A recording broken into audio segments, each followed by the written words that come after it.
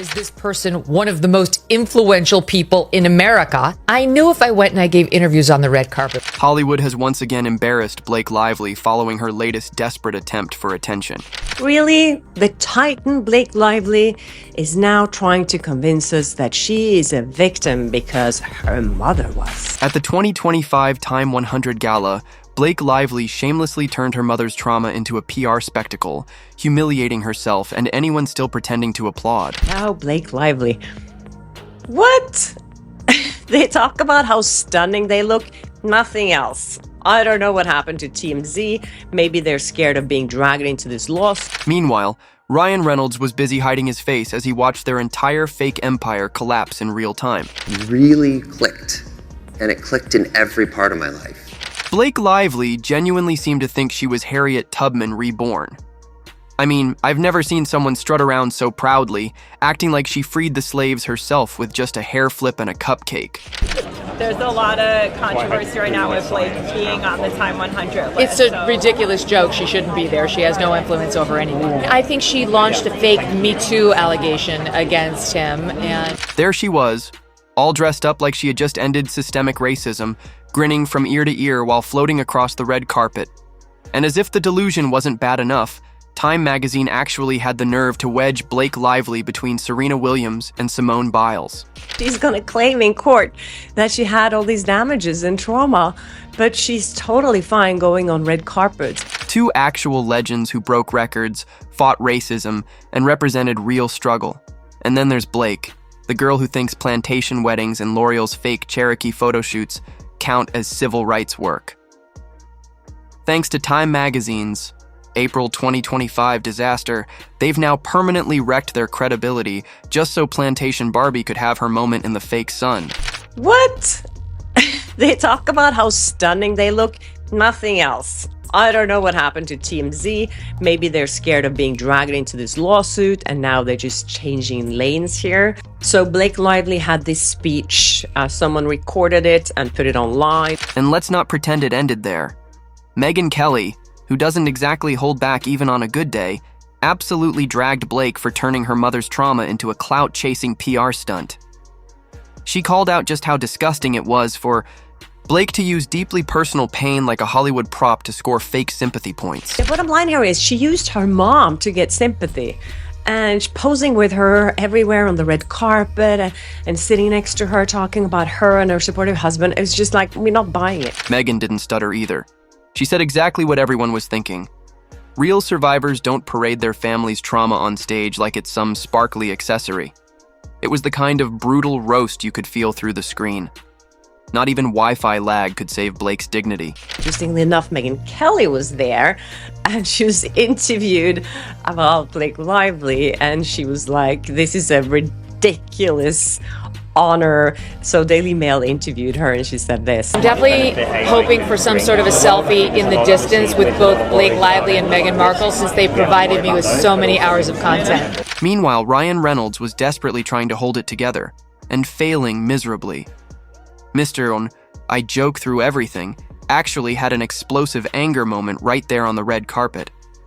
The illusion of the perfect, smiling couple finally shattered, and it shattered hard.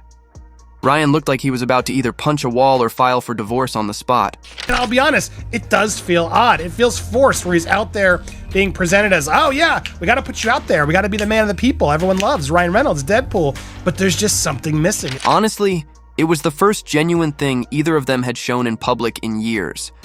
Hollywood insiders were already mocking Blake behind closed doors, but after that red carpet meltdown, they completely took the gloves off. They started calling it her Plantation Barbie redemption tour. And trust me, no one was saying it with love. Her whole fake glam, fake activism house of cards is collapsing faster than her publicist can buy fake Instagram comments. Oh my God, I can't believe Blake Lively and Ryan Reynolds showed up at the Time 100 Gala last night in New York, pretending like nothing.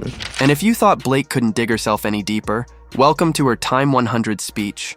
A tone-deaf disaster that made everyone watching want to physically leave their bodies.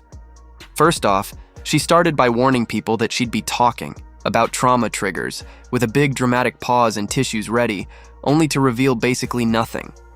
She used her mother's traumatic history as a shield and armor, while saying almost nothing of substance. Lively brought her mother with her because she was using her story to tell a powerful story about abuse and women and blah blah. The whole thing felt like one massive performance piece. Meanwhile, conveniently, Time 100 somehow forgot to mention that Blake herself had a whole plantation wedding back in 2012. You know, because nothing screams voice for justice like throwing your wedding party on the graves of actual slaves. It's called taste, Blake. Look it up. They're just changing lanes here. So Blake Lively had this speech. Someone recorded it and put it online. She talked about how her mother was almost killed by a co-worker before she was born, and then her mother heard on the radio another woman talking about how she survived abuse. Instead of focusing on the black community she was supposedly representing that night, Blake turned the entire speech into an off-brand Hallmark movie about herself, as if anyone needed more proof that Blake's activism begins and ends with her own name. Wanted me to share with you that she is a survivor of the worst crime someone can commit against a woman. She stood there, decked out in a $25,000 designer gown, preaching about survival and strength while flaunting luxury that literally none of the people she's pretending to champion could afford in 10 lifetimes. The hypocrisy was so thick, you could have buttered it and served it at the after party. It's not for us to have shame. It's for them. The audience's live reactions were honestly the cherry on top. There were frozen faces everywhere, and not in a Botox way, just pure soul-leaving-the-body awkwardness. People were clapping like they were being held hostage. The story didn't make any sense to me. The woman painfully and graphically shared how she escaped. And because of hearing that woman speak to her experience instead of shutting down in fear and unfair shame, my mom is alive today. And then there was that one woman in black, caught on camera, straight up cringing during the speech, not even trying to hide it. She had the face of everyone forced to sit through a drunk wedding toast from someone they barely know. Honestly, she deserves a Pulitzer for that performance alone, because she perfectly captured what every single person in that room was feeling, but too polite to say out loud. Whatsoever, and I feel like Blake Lively is just desperate to look like a victim, and now she's using her mom to make her look more like a victim.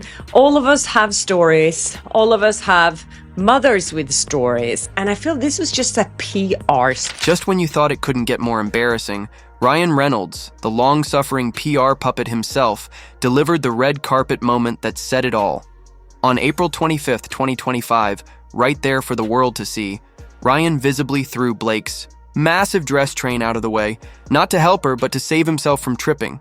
There's just something missing. It feels awkward. You can also see he's nervous. He feels very nervous. Is he going to get asked a question? At some of these softball places like Time, they clearly aren't. And the question is like, why is he even there at the Time Summit? Was this part of the deal in order to get Blake Lively on the list? Did Leslie Sloan say, and we'll give you Ryan for your creative summit live in person? Honestly, it wasn't even subtle. He didn't even pretend to be gallant about it. Just pure survival instincts kicking in. Must have been the first honest move he's made since he started cosplaying as Mr. Perfect Husband. We change it. Just as our fellow Time 100 honoree, the incredible Giselle Pellicot, put it to every woman who understood, it's not for us to have shame, it's for them. As if that wasn't enough, a reporter conveniently yelled out, "Blake, we're on your side," right in the middle of the red carpet chaos. Because nothing screams genuine support like a painfully obvious PR plant from Hollywood Reporter. Honestly, it was so forced that even Blake looked confused about how to react.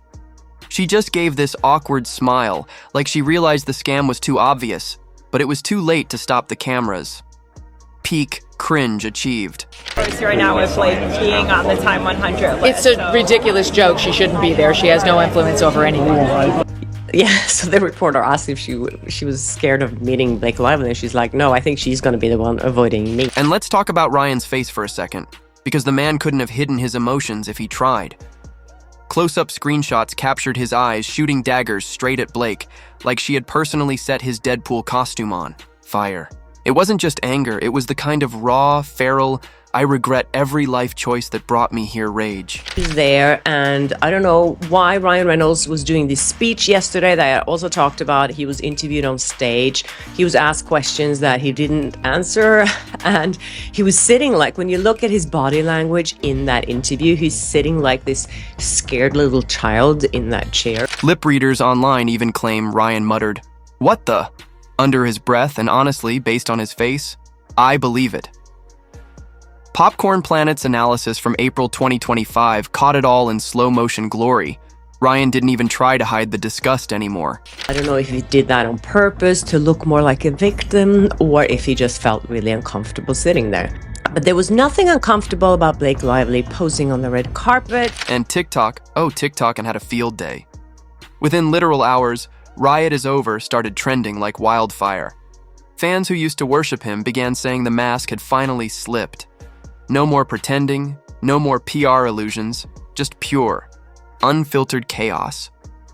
The internet has decided the king and queen of fake wholesomeness are done. The two of them posing on the red carpet has been everywhere today, and they look so happy and so relaxed. When you thought the circus couldn't get any messier, the universe said, "Hold my beer." And suddenly, Blake Lively looked like she might be pregnant at the Time 100 gala, because nothing screams, "Please don't hate me," like popping out another PR baby. Again, one of the dumbest PR moves. Just a woman who is in denial, attempting to gaslight the entire world who is witnessing what's actually happening. Viral TikTok frames had a field day, zooming in on her noticeably protruding stomach, and I mean noticeably. This wasn't some "maybe it's the dress" situation. Blake looked like she was ready to announce baby number 4 the moment. The booing got a little too loud. And oh, how convenient right after the entire world dragged her plantation cosplay and fake victim speech. Who would have guessed? Something they reiterate a lot. We disagree, here's why, but worst case scenario, if we lose, we are allowed legally to go make an amendment, and we should at least be doing that. Strategic pregnancy rumors have now become Blake's version of crisis management, and honestly, she's not even original about it.